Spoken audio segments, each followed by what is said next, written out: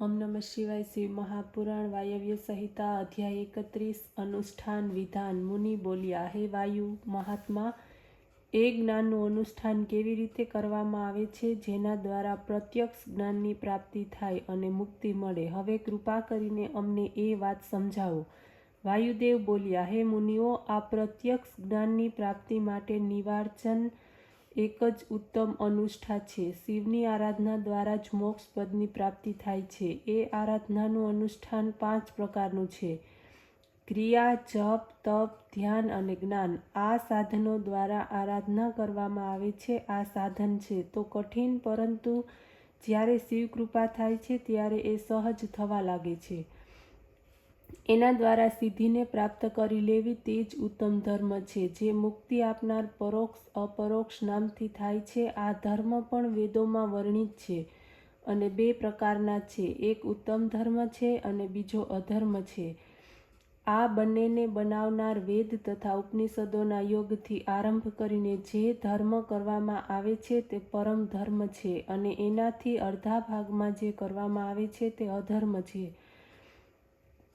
પરમ ધર્મના અધિકારી નિર્મલ આત્માવાળા હોય છે અને અધમ ધર્મની અધિકારી સર્વ સાંસારિક વ્યક્તિ કરે છે. ધર્મશાસ્ત્ર વગેરે દ્વારા સાંગોપાંગ વૃદ્ધિને પ્રાપ્ત કરનાર પરમ ધર્મ અને પર ધર્મને કરનારા થાય છે. આ શિવના પરમ ધર્મનું તથા એના સંસ્કાર અધિકારનું વર્ણન શિવશાસ્ત્ર, ઇતિહાસ તેમજ પુરાણોમાં સારી રીતે થાય છે.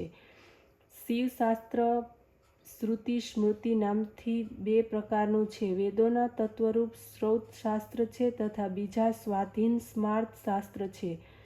જે પહેલા 10 પ્રકારના હતા એના પદ, કામિની વગેરે નામક સિદ્ધાંત થયા. વેદ તત્વરૂપ છે જે શ્રૌતશાસ્ત્ર છે, એમાં પાશુપતિ વ્રત તથા પરમ જ્ઞાનનું વર્ણન છે. આ રીતે એનો વિસ્તાર એક જ અજબ સુધી પહોંચે છે. હર એક યુગ સ્વયં ભગવાન શંકર જ યોગાચાર્ય રૂપે અવતાર લે છે અને એનો પ્રચાર કરે છે. એને સૂક્ષ્મ રૂપથી બનાવનાર રુદ્ર, દધીસી, અગસ્ત્ય તેમજ ઉપમન્યુ નામ મહર્ષિ છે. આ ચારેય મહર્ષિ પાશુપત વ્રતની સંહિતાના પ્રસારક છે. એમના હજારો શિષ્યો છે જે શિવધર્મના પ્રચારક છે. એ જ શિષ્યોએ ચર્ચા વગેરે રૂપના પરમ ધર્મ વગેરે 4 પ્રકારના કહ્યા છે. એમાં પશુપતિ યોગના અનુષ્ઠાન દ્વારા જ શિવનો સાક્ષાત્કાર કહેવામાં આવ્યો છે, કારણ કે તે યોગ અનુષ્ઠાન સર્વોત્તમ છે. એના સાધન પિતામહ બ્રહ્માજીએ કહ્યા છે. હું એ જ સાધનોને આપ લોકોને કહી રહ્યો છું. એમાં સ્વયં શિવજીના 8 પ્રકારના યોગ કહેવામાં આવ્યા છે. એમના દ્વારા શીઘ્ર જ શિવ મતિ થાય છે.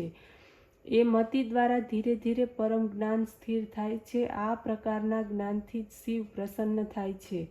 ત્યારે એમની કૃપા થતાં પરમ યોગની પ્રાપ્તિ થાય છે. પછી એમના દ્વારા શિવ પ્રત્યક્ષ થાય છે, જેના દ્વારા મુક્તિની પ્રાપ્તિ થાય છે.